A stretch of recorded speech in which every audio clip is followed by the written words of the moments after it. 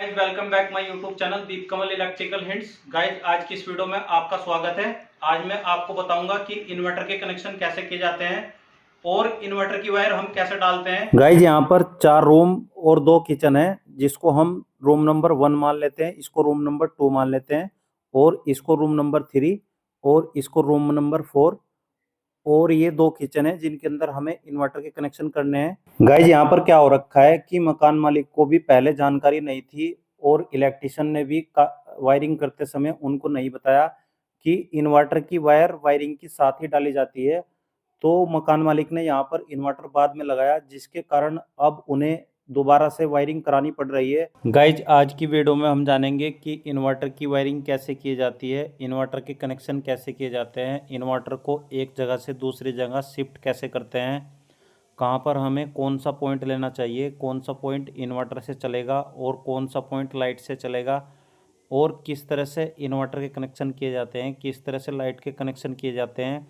Guys आपको इस video में पूरी जानकारी मिलेगी, इसलिए वीडियो को बिल्कुल भी स्किप ना करें और वीडियो को लास्ट तक देखें ताकि कोई भी जानकारी आपसे मिस ना हो। गाइज ज़्यादा समय ना लेते हैं, आइए वीडियो को शुरू कर लेते हैं। गाइज हम सबसे पहले अपना कार्य यहाँ से स्टार्ट करेंगे। हम इस बोर्ड पर इन्वर्टर कनेक्शन लेंगे और उसके बाद हम रूम के अंदर जाएंगे और उसके बाद हम रूम नंबर 2 के अंदर जाएंगे और इसी तरीके से हम मेन बोर्ड तक इन्वर्टर की वायर को ले जाएंगे। और गाइज उसके बाद हम किचन के अंदर इन्वर्टर की वायर डालेंगे और उसके बाद हम इस रूम के अंदर जाएंगे और यहाँ पर इन्वर्टर की वायर डालेंगे और उसके बाद जो हमारा 4th नंबर का रूम है उसके अंदर हम जाएंगे, उसमें इन्वर्टर की वायर डालेंगे।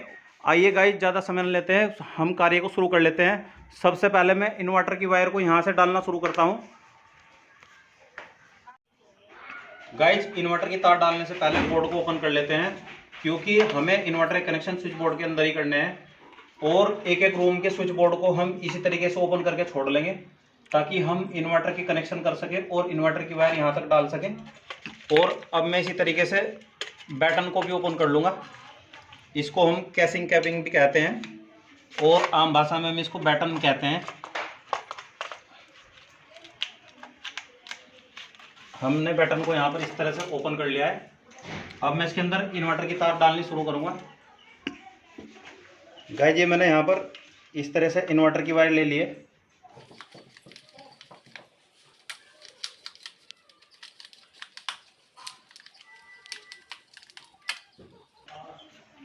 गाइस इसी तरीके से हम दूसरे रूम के अंदर पॉइंट लेंगे और इन्वर्टर की वायर को इस तरह से आगे ले जाएंगे यहाँ से मेन बोर्ड तक। गाइस हमें इन्वर्टर की वायर इस तरह से डालनी है। आप देख सकते हैं कि यहाँ पर ओपन वायरिंग हो रखी है, क्योंकि मकान मालिक कुछ समय बाद यहाँ पर इन मकान को तोड़कर नए मकान बनाने वाले हैं, इसलिए इन्होंने यहाँ पर ओपन वायरिंग कराई है, जो कि कुछ समय के लिए है।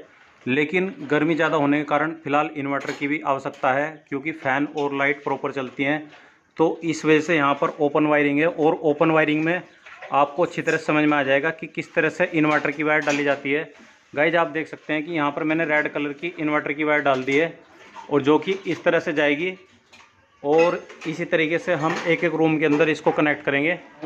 यहाँ से होते हुए पहले इस रूम के अंदर जाएगी, फर्स्ट रूम से हम डालना शुरू करेंगे, उसके बाद सेकंड रूम के अंदर जाएगी और फिर यहाँ पर हम मेन बोर्ड पर लेकर आएंगे। गाइज हमने स्विच बोर्ड के ऊपर इस तरह से वायर निकाल के छोड़ दी है, क्योंकि हम यहाँ पर वायर की लूपिंग दे देंगे। जहाँ पर भी हम एक कमरे से होते हैं दूसरे कमरे तक जाएंगे तो वायर की लूपिंग दे देंगे। वायर को हम कट नहीं करेंगे, क्योंकि हमें इन्वर्टर का दूसरा सर्किट भी यहीं से उठाना है। अब हम इससे आगे की ओर बढ़ेंगे। यहाँ पर हमने वायर की लूपिंग दे दी है।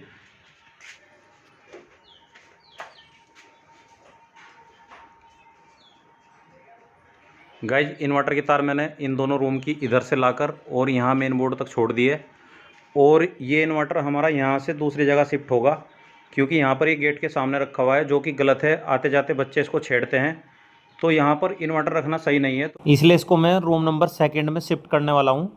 गाइज यहाँ पर कहीं भी खाली स्पेस नहीं है और रूम नंबर 2 खाली है, जिसके अंदर ओनली कुछ सामान रखा हुआ है, इसलिए हम इन्वर्टर को रूम नंबर 2 में शिफ्ट करेंगे। पहले हम अपना वायरिंग का कार्य कंप्लीट कर लेते हैं। गाइज अब मैं रूम नंबर 3 और 4th की इन्वर्टर की वायर डालने वाला हूँ।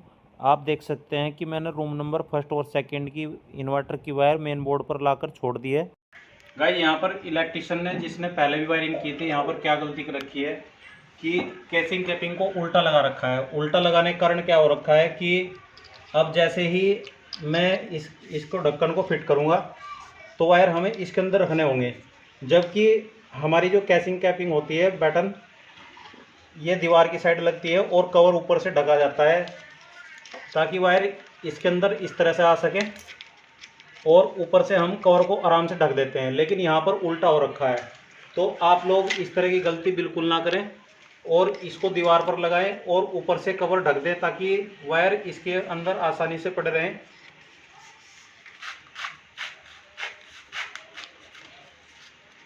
अब मुझे वायर इस तरह से लेने पड़ेंगे इसके अंदर।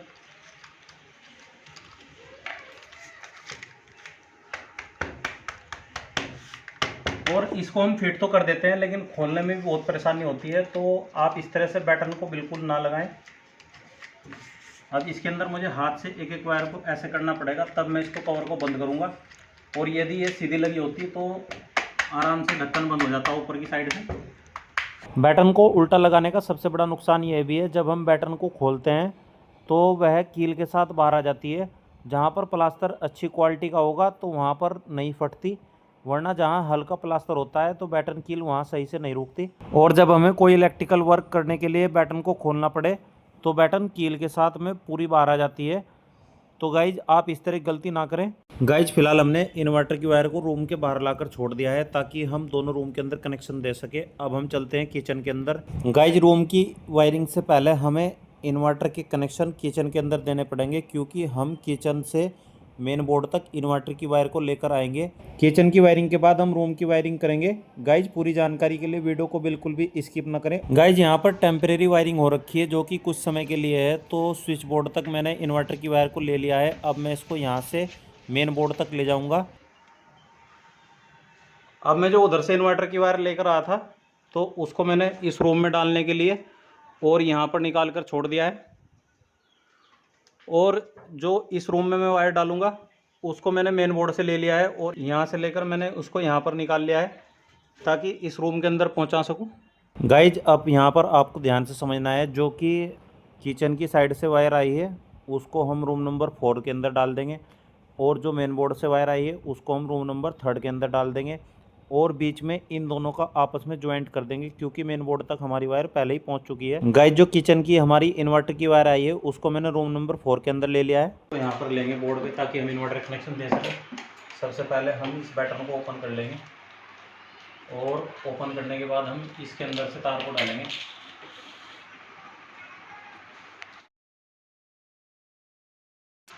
इस बैटन को हमें यहाँ पर खोलने की जरूरत नहीं पड़ी और हमारी वायर यहाँ तक पहुँच चुकी है।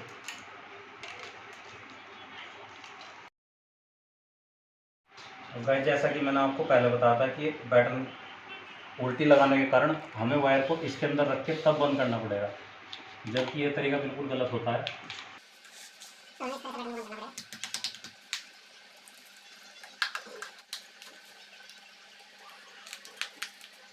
गाइस रूम नंबर 4 के अंदर हमारी इन्वर्टर की वायरिंग कंप्लीट हो चुकी है। अब हम चलते हैं रूम नंबर 3 के अंदर, और अब मैं पहुंच चुका हूं रूम नंबर 3 के अंदर, जहां पर हमारी इन्वर्टर की वायर अंदर आ चुकी है। और अब हम इसको बैटन के अंदर लेंगे और फिर बाद में उसके कनेक्शन करेंगे।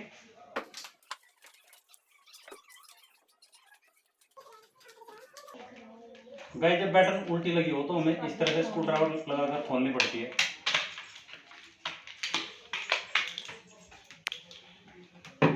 एक बार मैं वायर यहाँ से डाल के देख लेता हूँ, नहीं तो ये भी हमें खोलनी पड़ेगी। गाइज हमने यहाँ पर वीडियो को कम से कम स्किप किया है ताकि पूरी जानकारी आपको अच्छे समझ में आ सके और आपको पता चल सके कि इन्वर्टर के कनेक्शन कैसे किए जाते हैं, इन्वर्टर की वायरिंग कैसे की जाती है। गाइज यदि वीडियो को देखने के बाद आपके मन में कोई शिकायत या सुझाव हो तो कमेंट बॉक्स में हमें लिखें ताकि हम अपनी गलतियों का सुधार कर सकें और आप तक बेहतर जानकारी पहुंचा सके। गाइज हमने रूम नंबर 3 के अंदर भी इन्वर्टर की वायरिंग को कंप्लीट कर दिया है, और जो हमने रूम नंबर 3 और 4 के अंदर इन्वर्टर की वायर डाली है उनको हमने दोनों को आपस में ऐड कर दिया है ताकि सप्लाई मेन बोर्ड तक पहुंच सके। 2 रूम की उधर से आई थी और 2 रूम की इधर से आई है, तो इनको आपस में हम यहाँ पर कनेक्ट कर देंगे, क्योंकि इन्वर्टर यहाँ से हमारा दूसरी जगह शिफ्ट होने वाला है। तो मैंने इनको यहाँ पर आपस में कनेक्ट कर लिया है। भविष्य में अगर इन्वर्टर यहाँ पर लगने लगे, क्योंकि यहाँ पर इन्वर्टर का पॉइंट पहले से था, तो हम यहाँ पर इन्वर्टर की वायर को ले सकते हैं। इसलिए मैं यहाँ पर इसको मेन बोर्ड तक लाकर छोड़ रहा हूँ और इसको हम अच्छे से टेपिंग कर देंगे। और मैं फ़िलहाल यहाँ पर इसको इस तरह से छोड़ देता हूँ और इसके अंदर डाल देता हूँ, मेन बोर्ड के अंदर। इसकी ड्रेसिंग मैं बाद में करूँगा। गाइस जब हम चलते हैं रूम नंबर 2 के अंदर, जहाँ पर हम इन्वर्टर को शिफ्ट करने वाले हैं। गाइस यहाँ पर कुछ समय बाद ये मकान टूट कर दोबारा बनेंगे, इसलिए हमने यहाँ पर बैटन का यूज नहीं किया, ओनली क्लिप वायरिंग की है, जो कि कुछ समय के लिए है। बाद में यहाँ पर दोबारा से मकान बनेंगे और दोबारा से वायरिंग होगी। सबसे पहले हम इसका स्विच बोर्ड फिट करेंगे, क्योंकि हमें इन्वर्टर को यहाँ पर चार्जिंग के लिए सप्लाई देनी है।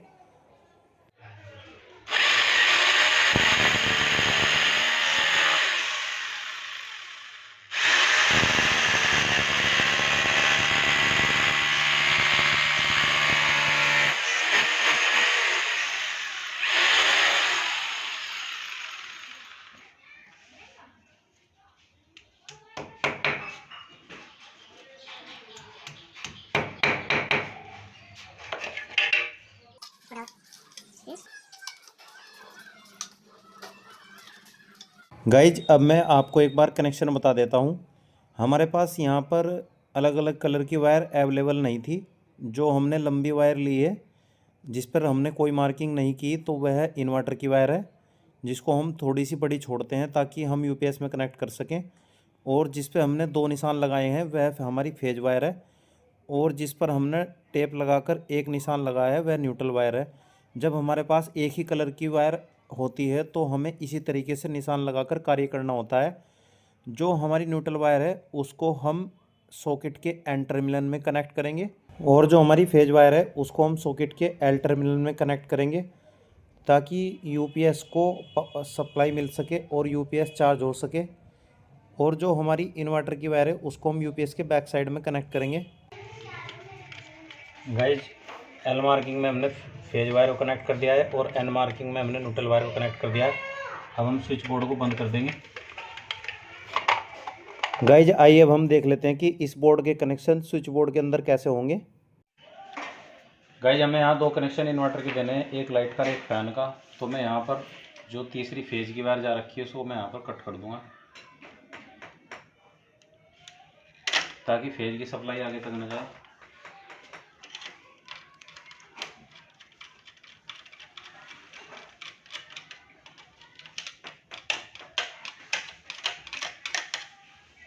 और ये हमारी फेज वायर है, तो इसको हम यहाँ से निकाल देंगे स्विच के नीचे से।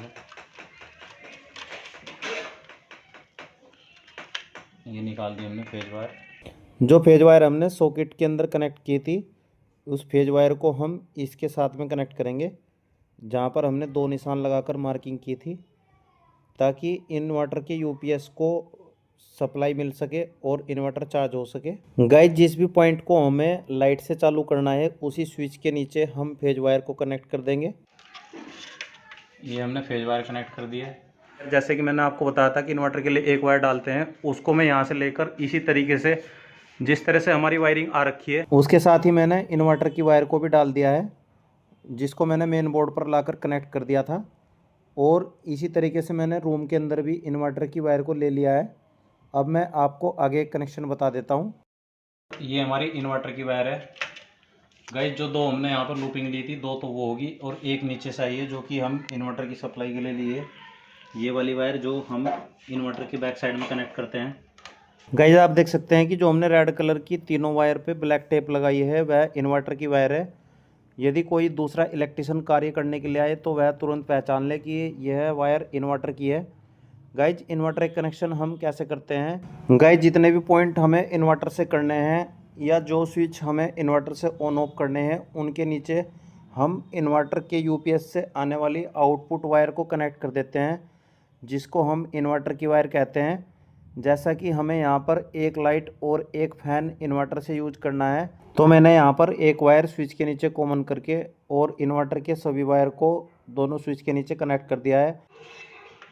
अब बची हमारी न्यूट्रल वायर को हम न्यूट्रल के साथ कनेक्ट करेंगे।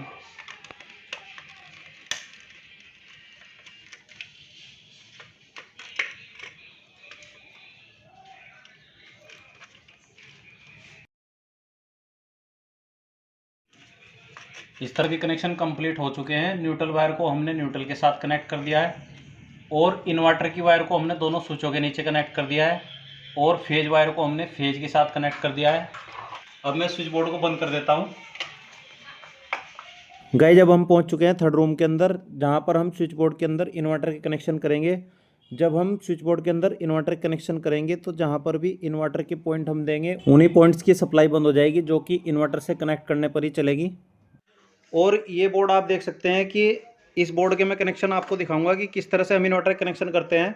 जैसे कि हमें ये पूरा कंप्लीट बोर्ड इन्वर्टर से करना है, तो कंप्लीट बोर्ड हम इन्वर्टर से कैसे करेंगे। गाइस जैसे कि हमें यहाँ पर इन्वर्टर कनेक्शन देने हैं तो हमें कंप्लीट बोर्ड इन्वर्टर से करना है। तो हम इसके लिए क्या करेंगे कि फेस की वायर को हम यहाँ से निकाल लेंगे, जो कि नीचे की साइड स्विच में कॉमन रहती है, तो उसको हम बाहर ओपन कर लेंगे।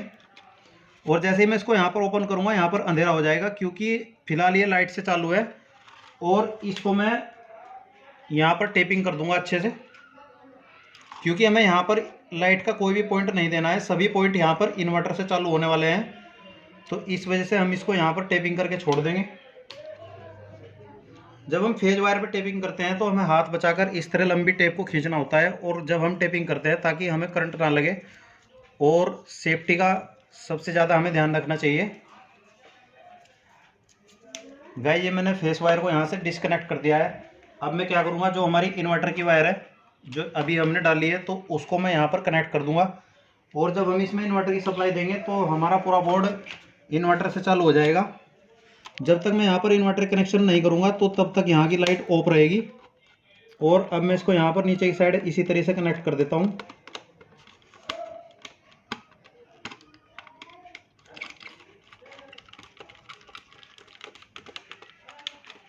कोई भी टर्मिनल हमारा लूज नहीं रहना चाहिए, क्योंकि उससे क्या होता है कि लाइट ब्लिंक मारती है और लूज स्पार्किंग होती है। जब भी हम कभी बोर्ड खोलें तो एक बार हम चेक कर लेना चाहिए कि कोई भी टर्मिनल लूज तो नहीं है। तो सभी को हम एक एक करके टाइट कर देंगे, क्योंकि यूज करते करते समय कभी कभी ये ऑटोमेटिक लूज हो जाते हैं चलते चलते। हमने सभी टर्मिनल को टाइट कर दिया है। गाइस ये हमारी इन्वर्टर की वायर है। फेज वायर को हमने यहाँ से अच्छे से टेपिंग कर दिया है, और जिसको हम स्विच बोर्ड के अंदर ऐसे ही छोड़ देंगे या किसी पाइप के अंदर डाल देंगे। गाइज अब हम चलते हैं रूम नंबर 4 की ओर। गाइज यहाँ पर हमें क्या करना है कि एक पॉइंट इन्वर्टर से देना है और दो हमें लाइट से देने हैं, जिसके लिए हम क्या करेंगे, इनके नीचे फेज की वायर सब कनेक्ट करेंगे और इसके नीचे इन्वर्टर की वायर कनेक्ट करेंगे। तो यहाँ पर जैसे कि आप देख सकते हैं कि ये पहले सॉकेट की हाफ वायर है और ये दूसरे सॉकेट की हाफ वायर है। जैसे हम ये स्विच ऑन करेंगे सप्लाई यहाँ पर पहुँचेगी, जैसे हम ये स्विच ऑन करेंगे सप्लाई यहाँ पर पहुँचेगी, ठीक है। और दूसरी हमारी इन्वर्टर से कनेक्ट होगी। तो सबसे पहले हम फेज वायर कनेक्ट करेंगे।